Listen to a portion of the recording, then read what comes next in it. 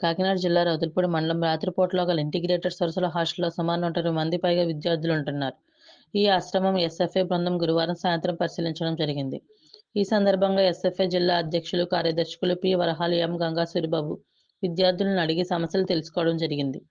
ఈ సందర్భంగా జిల్లా అధ్యక్ష కార్యదర్శులు పి. వరహాలు, ఎం. గంగా సూరిబాబు మాట్లాడుతూ, హాస్టల్లో 120 మందికి పైగా విద్యార్థులు ఉన్నా త్రాగడానికి మంచినీరు లేదు అన్న ఆర్వో ప్లాంట్ శిథిల వ్యవస్థలోకి చేరుకోవడంతో విద్యార్థులు త్రాగడానికి మంచినీరు ఒక నల్లటి పీపాలో బాత్రూంలకు పెట్టే నీళ్ల పైపుతోనే త్రాగునీరు విద్యార్థులకు పెడుతున్నారు. విద్యార్థులు ఉపయోగించిన బాత్రూమ్ సెప్టిక్ ట్యాంకులు పూర్తిగా నిండిపోయాయి. కనీసం సెప్టిక్ ట్యాంకులు తొలగించకుండా అలాగే వదిలేశారు. అవే బాత్రూంలో విద్యార్థులు వాడటం వల్ల అనారోగ్యానికి గురవుతే ఎవరు బాధ్యత వహిస్తారు అని ఉన్న బాత్రూంలకు కనీసం తలుపులు కూడా లేకుండా ఉన్నాయి. ఎంత నిర్లక్ష్యంగా హాస్టల్లో ఉన్న కనీసం పట్టించుకోకుండా అధికారులు ఉంటున్నారు. హాస్టల్లో కిటికీలకు మెస్సులు లేవు. కిటికీలు ఊడిపోయాయి. ఒక పక్క రాత్రులు చలి పెరుగుతుంది. అయినా సరే కిటికీలు, తలుపులు పోయినా కిటికీలు, మెస్సులు లేకపోయినా అధికారులు పట్టించుకోవడం లేదు. దీనివల్ల దోమలు విపరీతంగా విద్యార్థులను కుట్టడం జరుగుతుంది. చలితో ఇబ్బందులు విపరీతంగా పెరుగుతున్నాయి. కావున తక్షణం ఈ హాస్టల్ సమస్యలు పరిష్కారం చేయాలని డిమాండ్ చేశారు.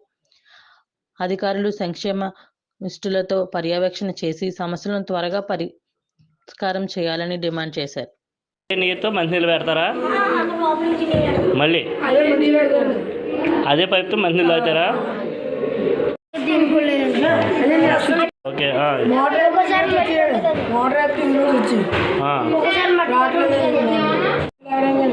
ఇది ఏ ట్యాంకు? మంచినీళ్ళు తాగేది ఈ పైపు?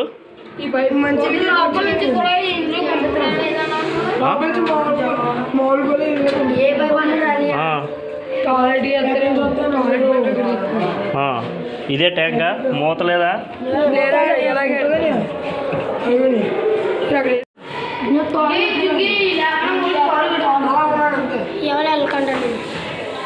ఏమైందిరా కిటికీ?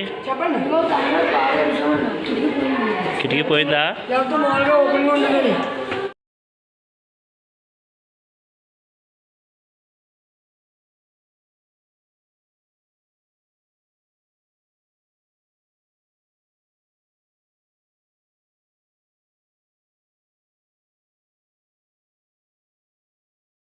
ఓకే. మోటార్